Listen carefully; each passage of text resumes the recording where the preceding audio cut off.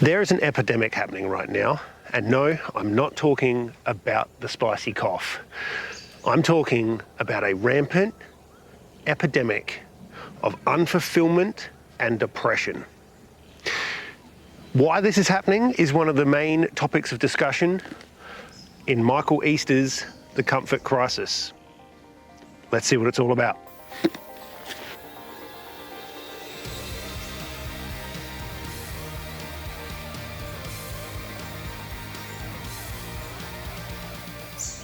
How are you all doing today, guys? I hope you're well. Welcome back to Walk It Off. I'm your host, Nathan, and I'm sorry for a bit of a hiatus. I've been feeling a little bit of burnout, and I have been extraordinarily busy trying to explore some new projects and hobbies. But now we're back on track. Anyway, today I'd like to talk to you about this one right here, The Comfort Crisis by Michael Easter. Now, this is an unashamedly masculine book. Essentially, the premise of this one is the fact that we have lost touch with our connection to the earth and our ancestors, and it's only through exploring that connection that we can find fulfillment and happiness. So this book touches on little bits of neurology, psychology, and evolutionary science. So Michael Easter is a writer, and I guess he was a columnist in the mental health space, but he kind of felt really strong imposter syndrome in that he wasn't really taking much of his own advice. So he set out on a mission to find out what he could do to kind of regain the authenticity that he sought, so that he didn't feel like a fraud when he was giving advice. And through his research, he came across a kind of a logical argument which explores the reasoning why there is an epidemic of depression and unfulfillment at the moment. So Michael came across and came to a bit of a conclusion that one of the main reasons that we are living kind of really depressed and unfulfilled lives at the moment is that we've lost our connection to survival.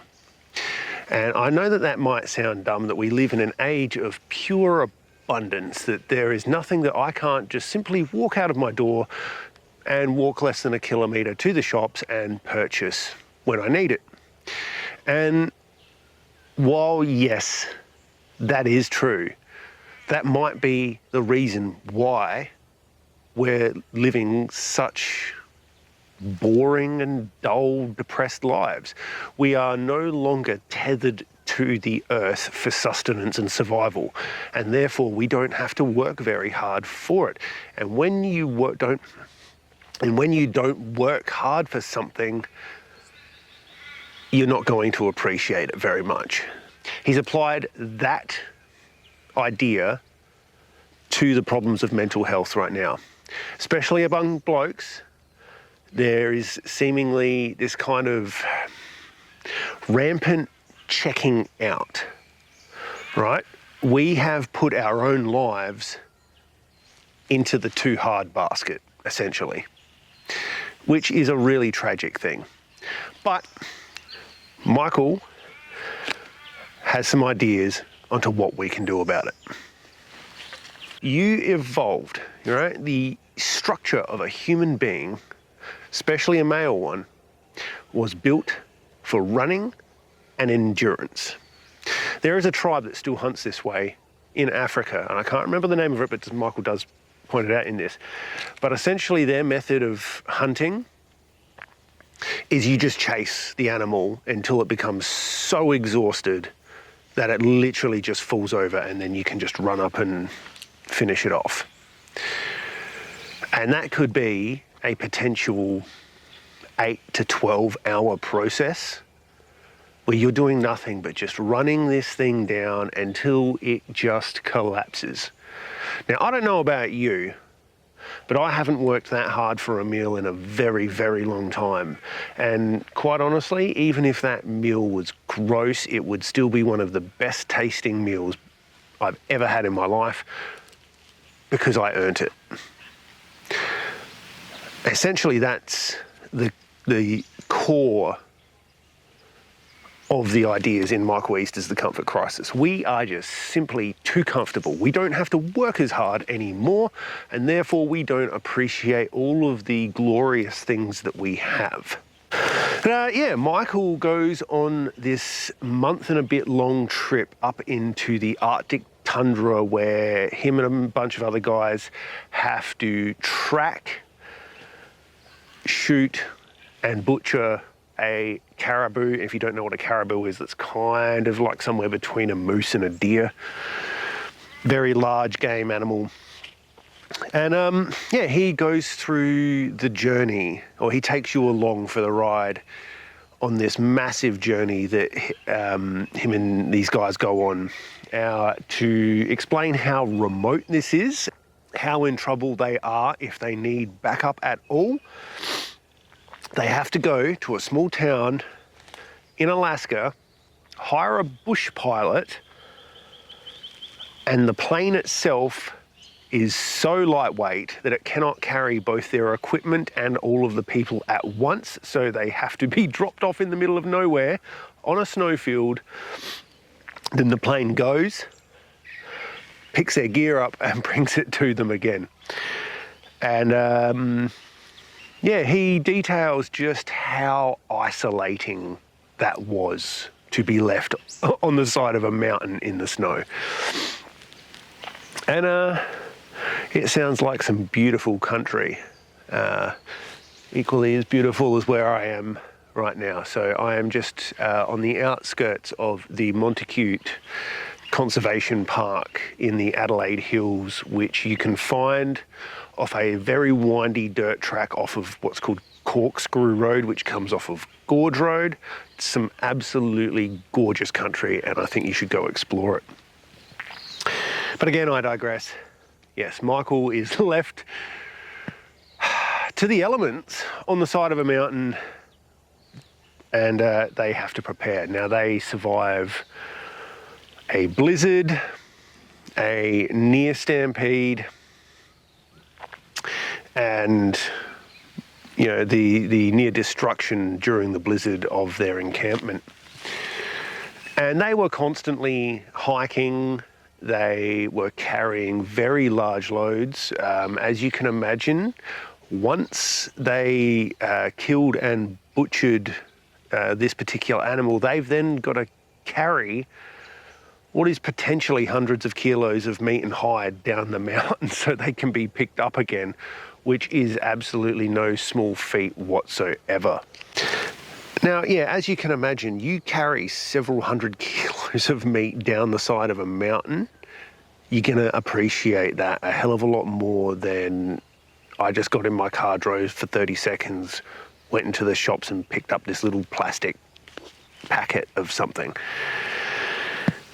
And I really, really appreciated that. I mean, like I said, I don't go hunting myself, but I appreciate the fact that there is people who are, I want to say, that adamant about self-sufficiency. There is some really, it's like a beautiful amount of grounding to be connected to the earth in that way, I think. So one of the other things Michael touches on is the epidemic of loneliness, in that we have taken this plastic throwaway mentality to pretty much all aspects of our lives, and we're seemingly doing that to friendships as well. In the social media age, we've got the phenomenon of what's come to be known as ghosting. I myself have done this in the past, and to be quite honest, I do think it is a completely valid thing to do. There are some things that a friendship just can't come back from, and even when they can, it can become extraordinarily difficult, and you've got to put a mountain of work in, and both people have to put a mountain of work in to recover a friendship once it's had something that can destroy it. I mean, a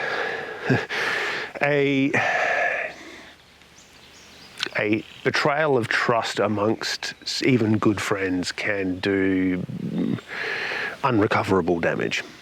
But what Michael's talking about here is, like, a lot of our friendships today are built out of nothing but geographic convenience, in that you just find the first person that you have a slightest little bit of rapport with, and that's the level by which you call someone a friend, when really it's not. Friendship, real friendship, needs shared struggle, in my opinion. I think that's why one of my best friends, we went to art school together, and this has been a friendship that has endured for the longest time. Like, we've known each other for nearly 20 years now, and I don't think that that's ever going to change. But yeah, one of this kind of weird, and it's very counterintuitive, the problem with this loneliness epidemic is the fact that we've lost the ability to just sit by ourselves. Yeah, we've lost the ability to be alone. And that's something that I've done my best to work on. There's a really, really good saying. I'm going to mess it up because I can't remember who I'm actually quoting here, and it might be someone even like Ernest Hemingway, someone from that era.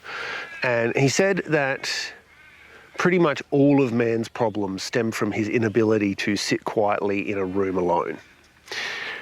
And that's something that I think that most people are really struggling with. Like, as soon as they're trying to sit quietly in a room, their brain will just start almost tearing themselves apart. Like, this constant self-judgment, like, oh, you're a loser, you've got no friends. And it's something that we've lost and desperately need to get back. And it's through that concept, this idea of boredom, right? In that we are living lives so unfulfilled that we end up doing toxic shit just to entertain ourselves. Now, this is where it links back to what I was talking about in the beginning. Are we living lives that are so easy and so detached from our actual natural state that we end up becoming toxic versions of ourselves just out of pure boredom? Now, that's what was happening with Michael before he started on this adventure. Like I mentioned, he was feeling like a hypocrite and a fraud because he was trying to give advice about mental health and things that people can do to help themselves, but he wasn't living that. And he had a family history of rampant alcoholism and had got himself into trouble multiple times, you know, waking up somewhere he shouldn't have been, or getting into a punch up at a bar, or things like this. And that's exactly what I'm talking about, is you're so detached from the necessities of life in that you've got everything so easy that you have to create problems to solve. And I think that that's actually where we're at in a larger social context, in that a lot of the problems that traditionally plagued mankind are gone. We've fixed them, we've solved them. I was having a conversation the other night about the I'm offended crowd. Like, you're offended by the fact that somebody critiqued you on the other side of the planet via a social media thing that you could turn off. They're not actually in your face, and quite honestly, you could probably use the criticism. That to me says you don't have enough going on in your life to distract you from that. Like I said, yeah, we've got everything we need at the touch of a finger. Like, you could live a life now where you don't even have to actually ever leave your own house, and you can Amazon everything to be brought in.